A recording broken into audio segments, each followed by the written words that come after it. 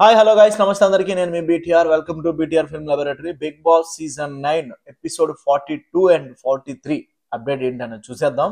House లో ఇంకే topics లేనట్టు గొడవ పడడానికి దివ్య అండ్ ఆయిషా ఒక చపాతీ కోసం గొడవ పెట్టుకున్నారు. చపాతీ కోసం డిస్కషన్, దాన్ని మళ్ళీ సార్ట్ అవుట్ చేసుకోవడం, ప్రాబ్లమ్స్ వచ్చినప్పుడు ఒక ఇద్దరి మధ్యలో సార్ట్ అవుట్ చేసుకోవడం అనేది చాలా ఇంపార్టెంట్. బట్ మరి సిల్లీ సిల్లీ రీజన్స్ చపాతీ దగ్గర, కూర దగ్గర గొడవలు ఏంటండి, డిస్కషన్స్ ఏంటండి? అవి సాక్రిఫైస్ చేస్తే చేయండి, ఏమైంది? ఒక చపాతీ ఎక్స్ట్రా ఒకరు తింటే ఓకే, నో ప్రాబ్లం. ఒక చపాతీ ఒకరు ప్రిపేర్ చేయడం నేర్పించమంటే నేర్పించండి, నో ప్రాబ్లం. అది వర్కే కదా. గొడవలు అంటే ఇప్పుడు ఒక పాయింట్ రైజ్ చేయడం అంటే ఇప్పుడు ఆ పాయింట్ ఎథికల్గా ఉండాలి, అట్లీస్ట్ బిలీవబిలిటీ ఉండాలి ఆ పాయింట్లో. ఓకే, దీనికోసం మీరు గొడవ పడినా పర్వాలేదు అన్నట్టు అనిపించాలి ఒక గొడవ. అలా ఉంటే ఓకే, నో ప్రాబ్లం. అలాంటి ఇష్యూస్ ఏమైనా ఉంటే ఓకే, మీరు రైజ్ చేసినా దానికి ఒక వ్యాలిడిటీ ఉంటుంది. మరి చపాతీ కోసం గొడవ పడి సార్ట్ అవుట్ చేసుకోవడం అనేది చాలా అమెచ్యూరియస్గా అనిపించింది. నాగార్జున సార్ రావటమే సుమన్ శెట్టి గారిని అభినందించడం జరిగింది. అసలు సూపర్, నువ్వు అసలు ఎంత బాగా ఆడుతున్నావో తెలుసా, డే బై డే డెవలప్మెంట్ చాలా బాగుంది, నీలో మంచి కసి ఉందని చెప్పి క్లాప్స్ కొట్టారు నాగార్జున గారు. అసలు నిజంగా తనకి గౌరవ్కి తెలుగు రాకపోయినా సరే సుమన్ శెట్టి గారు జాగ్రత్తగా గైడ్ చేసి ఆ టాస్క్లో విన్ చేసి ఇద్దరు కెప్టెన్లు అయ్యేలాగా సుమన్ శెట్టి గారు అనే పాత్ర అనేది చాలా ఎక్కువ ఉంది అందులో. నిజంగా గౌరవ్ పడ్డ కష్టానికి, సుమన్ శెట్టి గారు పడ్డ కష్టానికి ఒక ప్రతిఫలం అనేది దొరికింది. నాగార్జున గారు చాలా వెరైటీగా క్లాస్ పీకడం జరిగింది. క్రౌన్స్ పెట్టి ఒక్కొక్కరిని వేసుకున్నారు గట్టిగా. అలేఖ్య చిట్టి పికల్స్ రమ్యనైతే మామూలుగా కాదు. నువ్వు గనక గేమ్ మీద ఫోకస్ పెట్టకపోతే నీ గేమ్ చాలా వరస్ట్గా ఉంది, నువ్వు బయటకు వెళ్ళిపోవాల్సి వస్తుంది అని చెప్పి చాలా ఇండైరెక్ట్గా వేసాడు అనమాట నాగార్జున గారు. నిజంగా ఆవిడకి అలాగే కావాలి, ఎందుకంటే నీకు బుర్ర లేదు. ఇలాంటి statements, direct open statements, direct to the point statements చెప్తుంది ఆవిడ ఒక పర్సన్ గురించి. నువ్వు బయట ఏం చూసావో, లేకపోతే అసలు తన నువ్వు టీవీలో చూసావో లేదో కూడా తెలియదు గేమ్. నువ్వు వచ్చి నీకు బుర్ర లేదు, నువ్వు అమ్మాయితో ఆడుతున్నావు, అమ్మాయి వెనకాతలు తిరుగుతున్నావు, ఇలాగైతే నీ కెరీర్ పోతుంది అని డీమాన్ పవన్ని ఎటకారంగా మాట్లాడడం కరెక్ట్ కాదు కదా. అందుకే నాగార్జున గారు గట్టిగా వేసుకున్నారు. దివ్య కూడా హౌస్లో చాలా బాగా ఆడుతుంది. మాధురి గారి మీద తన పాయింట్స్ అయితే చెప్పింది. మీరు హౌస్లో వార్డెన్ లాగా ఉన్నారు, ఇలా ఉండకూడదు, మాకు ఇబ్బందిగా ఉంటుంది అని చెప్పి మాధురి మీద కంప్లైంట్స్ ఇచ్చింది. అది 100% కరెక్ట్. ఎందుకంటే మాధురి గారు డే 1 నుంచి కూడాను ఏదో కమాండింగ్ మోడ్లో ఉన్నారు ఆవిడ. ఒక మనిషిని ఎంత దారుణంగా కమాండ్ చేస్తున్నారంటే ఆవిడ అలా చేయకూడదు. మీరు బయట పొలిటీషియన్ అండి, ఓకే, నో ప్రాబ్లం. బట్ హౌస్లో ఆల్ ఆర్ ఈక్వల్ కదా. హౌస్లో మీరు అందరూ ఏంటంటే జస్ట్ ఒకరికొకరు వాల్యూ ఇచ్చుకోవాలి. సేమ్ మీరు బయట ఉన్న పొలిటీషియన్ యాటిట్యూడ్ ఇక్కడ తీసుకొచ్చి వాళ్ళ మీద రుద్దుతాను, వాళ్ళు కమాండ్ చేస్తానంటే వర్కౌట్ అవ్వదు కదా. ఏంటో ఎప్పుడు తెలుసుకుంటారేంటో మాధురి గారు. ఈవెన్ నాగార్జున సార్ కూడాను మాధురి గారిని గట్టిగా క్లాస్ పీకడం జరిగింది. ఎందుకంటే ఒక పని కానీ ఒక విషయం కానీ చెప్పే తీరు బట్టి మనం ఎప్పుడు కూడాను దాని అర్థం కానీ అన్నీ మారిపోతాయి. మీరు చెప్పాలనుకుంటున్న మంచి విషయమే, ఓకే, నో ప్రాబ్లం. బట్ దాన్ని చెప్పే విధానం చాలా కరెక్ట్గా ఉండాలి, చాలా నీట్గా స్మూత్గా ఉండాలి. హార్ష్గా చెప్తే ఎట్లా కుదురుద్ది? మీరేమైనా వాళ్ళతో సంవత్సరాల తరబడి ఫ్రెండ్షిప్ ఏమైనా ఉందా? మీరేమైనా వాళ్ళకి చుట్టం అవుతారా? మీరు అలా కమాండింగ్ చేస్తే తను హర్ట్ అవుతాడు కదా. మాధురి కళ్యాణ్ని చాలా కమాండింగ్ వేలో, నువ్వేంటి కూర్చుంటే చెప్పవా, కూర్చోకపోతే చెప్పవా, ఇదేంటిది బిహేవియర్? తను మిమ్మల్ని పిలిచి కూర్చోండి అని చెప్పాడు, పెద్దవారు కాబట్టి వాల్యూ ఇచ్చి మీరు ఇలా చేయకూడదని చెప్పాడు. దానికి మాధురి గారు గొడవ, మాట తీరు బాగాలేదండి. దువ్వాడ మాధురి గారు, మీరు మార్చుకోవాలి ప్లీజ్, దయచేసి. ఏ నోటితో అయితే నాగార్జున సార్ పొగిడారో ఒక్కొక్కరిని, అదే నోటితో అందరినీ తిట్టడం కూడా జరుగుతుంది. నిజంగా చాలా హ్యాపీ అనిపిస్తుంది నాకు. తిట్టినందుకు కాదు, పాయింట్స్, మిస్టేక్స్ కరెక్ట్ చేస్తున్నందుకు. న్యాచురల్గా బిహేవ్ చేస్తే ఓకే, నో ప్రాబ్లం. ఫేక్గా బిహేవ్ చేస్తే ఆయన హోస్ట్గా ఆయన కరెక్ట్ చేస్తాడు, అది ఆయన రైటు. ఎందుకంటే గేమ్లో ఇప్పుడు కూడా పాలిటిక్స్ ఉండకూడదు, గేమ్ ఉండాలి. గేమ్ ప్లేలో స్ట్రాటజీస్ ఉండాలి. కానీ ఇలాగా ఒకరినొకరు బ్యాక్ స్టాబింగ్ చేసుకునేలాగా మాత్రం ఆడకూడదు. పెట్టడం తెలిసిన వాడికి తీసుకోవడం తెలీదా? రీతు అండ్ డెమాన్ని నాగార్జున సార్ కన్ఫెషన్ రూమ్లోకి పిలిచి అసలు మీ ఇద్దరు ఒక క్లారిటీకి రండి, మీ ఇద్దరు ఒక క్లారిటీకి వస్తే మీ గేమ్ చాలా డెవలప్ అవుతుంది, మీ ఇద్దరికి హెల్ప్ అవుతుంది అని చెప్పి క్లియర్గా చెప్పాడు. చెప్పినప్పుడు రీతు డిమాండ్ మరి అక్కడ ఏంటంటే కొంచెం ఇబ్బందిగా ఫీల్ అయ్యారు. కానీ క్లారిటీ ఇవ్వాలి, అందరి ముందు క్లారిటీ ఇచ్చినప్పుడే మన గేమ్ అనేది డెవలప్ అవుతుంది. ఎందుకంటే మనం ఇచ్చిన వర్డ్ కోసం స్టాండ్ అవుతాం. అది యాక్చువల్గా నాగార్జున గారు సార్ వేసిన ప్లాన్ అది. కానీ అక్కడ కూడా డిమాండ్ కన్ఫర్మేషన్ చేయలేకపోతున్నాడు. ఎందుకంటే తనకు ఆల్రెడీ మ్యారేజ్ అయిందనో లేకపోతే what ever it may be reasons. కానీ అలా అది ఒకవేళ మైండ్లో ఉంటే గనక తనతో ఎందుకు ఫ్రెండ్షిప్ డెవలప్ చేయాలి, తనతో ఎందుకు అక్కడ సరదాగా ఉండాలి, తనలో ఎందుకు ఆశలు రేపాలి? తప్పు కదా. రీతు కూడాను ఏంటంటే మరీ అంత క్లోజ్గా ఉండకూడదు బాయ్స్తోని.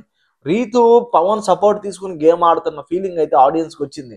ఏమో వీళ్ళిద్దరి మధ్యలో ఒక ఫ్రెండ్షిప్ అనేది డెవలప్ అయ్యి అది ఎమోషన్గా డెవలప్ అయ్యి ఏమో ఎటువైపోయినా దారి తీస్తుంది ఏమో అని చెప్పి ఆడియన్స్ అందరికీ ఆ ఫీలింగ్ కలిగేలాగా చేసింది రీతు అండ్ డిమాండ్.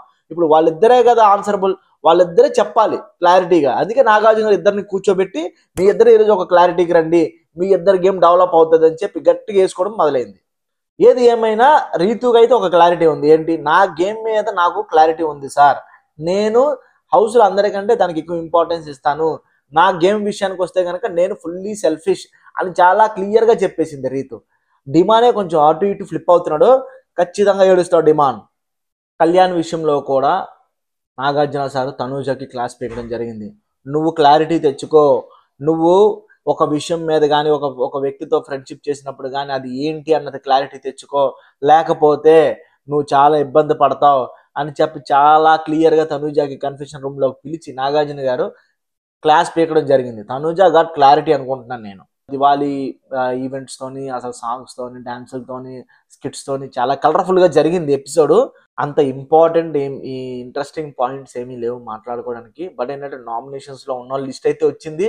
లిస్ట్ వచ్చిన తర్వాత వన్ బై వన్ సేవ్ చేసుకుంటూ ఫైనల్గా రాము రాథోడ్ అండ్ భరణి గారు స్టేజ్ మీద మిగిలారు. వాళ్ళిద్దరిలో ఒకరు వెళ్ళిపోవాల్సిన పరిస్థితి వచ్చింది. అందరూ ఏమనుకున్నారంటే రాము రాథోడ్ వెళ్ళిపోతాడు అనుకున్నారు. కంపారిటివ్లీ భరణి గారు, రాము రాథోడ్ కొంచెం వీక్. భరణి గారు ఆడిన విధానం చాలా ఎక్స్ట్రాడినరీగా ఉంటుంది. కాకపోతే భరణి గారు చేసిన మిస్టేక్ ఏంటంటే ఇక్కడ డిపెండెన్సీ, అంటే దివ్యతో కానీ లేకపోతే తనుజాతో ఒక ఎమోషనల్ బాండ్ అనేది జనరేట్ చేసుకొని వీళ్ళ ముగ్గురు ఒక ప్రొటెక్టివ్ జోన్లో ఆడుతున్న ఫీలింగ్ హౌస్ మేట్స్కి వచ్చేసింది, ఆడియన్స్కి కూడా వచ్చేసింది. కంపారిటివ్లీ భరణి గారితో పోల్చుకుంటే గనక ఇక్కడ రాము రాథోడ్ చాలా ఇండివిజువల్గా స్టాండ్గా తన నిజాయితీగా ఆడుతున్న ఫీలింగ్ అయితే ఆడియన్స్కి వచ్చింది. అట్ ద టైం ఆ టైంలోనే ఆడియన్స్ ఓటింగ్లో కూడా భరణి గారి కంటే కూడా రాము రాథోడ్కి కొంచెం ఎక్కువ పాయింట్స్ వచ్చాయి. దానివల్ల రాము రాథోడ్ స్టాండ్ అవుట్ అవ్వగలిగాడు. ఒక ఆపర్చునిటీ అనేది, పవర్ సేవింగ్ మోడ్ అనేది ఒక ఆపర్చునిటీ ఇమ్మాన్యుయల్కి ఉంది. తను ఆ పవర్ని వాడి భరణి గారిని కాపాడొచ్చు.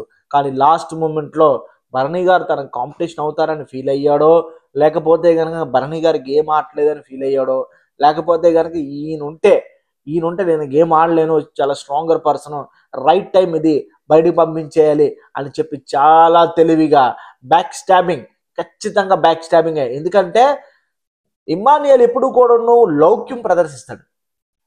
ఎంత లౌక్యం ప్రదర్శిస్తాడంటే కర్ర ఎరగకూడదు, పాము చావకూడదు అన్నట్టు బిహేవ్ చేస్తాడు ఎప్పుడు కూడా ఇమ్మాన్యుయల్.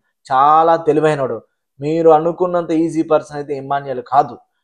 ఎందుకంటే ఇమ్మాన్యుయల్ క్యారెక్టర్ని అనాలిసిస్ చేయండి, తన యాటిట్యూడ్ని కానీ తన ఆలోచన విధానం కానీ అనాలిసిస్ చేస్తే షేక్ అయిపోతారు ఖచ్చితంగా. అలాంటి పర్సన్ ఇమ్మాన్యుయల్. రైట్ టైం చూసి భరణి గారికి దెబ్బేశాడు. భరణి గారు ఎలిమినేట్ అయిపోయారు. నిజంగా గేమ్లో ఒక యూటర్న్ తీసుకున్న ఫీలింగ్ వచ్చింది గేమ్. ఇప్పుడు తనూజ ఎలా ఆడుతుందో, దివ్య ఎలా ఆడుతుందో చూడాలి. ఎందుకంటే తనూజ బాగా ఆడేస్తుంది. అందులో నాకు ఒక క్లారిటీ ఉంది. ఎందుకంటే తనూజ ఆల్రెడీ ఒక 2 వీక్స్ నుంచి స్ట్రాంగ్గా ఉండడం నేర్చుకుంటాను.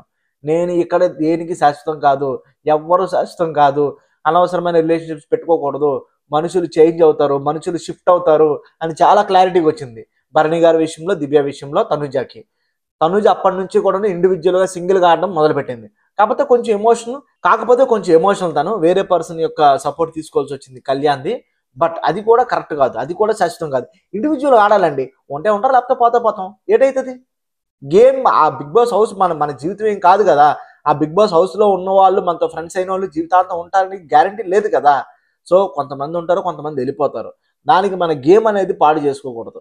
నిజంగా ఇంకా క్లారిటీ తెచ్చుకోవాలి. తనూజ క్లారిటీ తెచ్చుకొని చాలా బాగా ఆడాలి. ఆవిడ టాప్ 5లో ఉండే క్యాండిడేట్, చాలా హానెస్టీ పర్సన్, చాలా క్లారిటీ ఉన్న వ్యక్తి. చిన్నది పిల్లతనం అంటారు, ఓకే, నో ప్రాబ్లం. ఖచ్చితంగా ఆవిడ మంచి ఇంకా బాగా ఆడి టాప్ 5లో ఉండాలని మనస్ఫూర్తిగా కోరుకుంటున్నాం. ఇంకా దివ్య చూస్తే, నేను ఏదో అనుకున్నాను, దివ్య చాలా బాగా ఆడుతుంది అనుకున్నాను, కానీ బాగా మాట్లాడుతుంది అనిపించింది, కానీ అంతా చాలా ఫేక్ అనిపిస్తుంది. అంటే క్లారిటీ లేకుండా ఏది పడితే అది మాట్లాడుతుంది ఇప్పుడు దివ్య. అంటే ఊరకే ప్రతిదానికి చిన్న చిన్న గొడవలు పెట్టుకుంటుంది. కరెక్ట్ కాదు గొడవలు పెట్టుకోవడం ఎప్పుడు కూడా. యాజ్ యూజువల్ గా మాధురి గారిని అందరూ మిగతా హౌస్ మేట్స్ అందరినీ కూడాను నాగార్జున గారు కొంచెం పాయింట్స్ చెప్పి తిట్టడం అది ఇది జరిగింది. వాళ్ళందరూ ఆటని కరెక్ట్ చేసుకున్నారు. నామినేషన్స్ ఎలా ఉంటాయో చూడాలి. ఈ వారం అంతా వాళ్ళు ఆడిన విధానం మీద వాళ్ళు మార్చుకొని ఆడితే గనక నెక్స్ట్ కంటిన్యూ చేస్తారు. లేకపోతే గనక డబుల్ ఎలిమినేషన్ కూడా ఉండొచ్చు. ఎందుకంటే టాప్ 5 మాత్రంకి ఇంపార్టెన్స్ ఉంటుంది. మిగతా స్క్రాప్ అంతా బయటికి పంపించేస్తారు. No doubt. 1 by 1 అర్ధరాత్రి కూడా పంపించే ఛాన్సెస్ అయితే ఉంటాయి.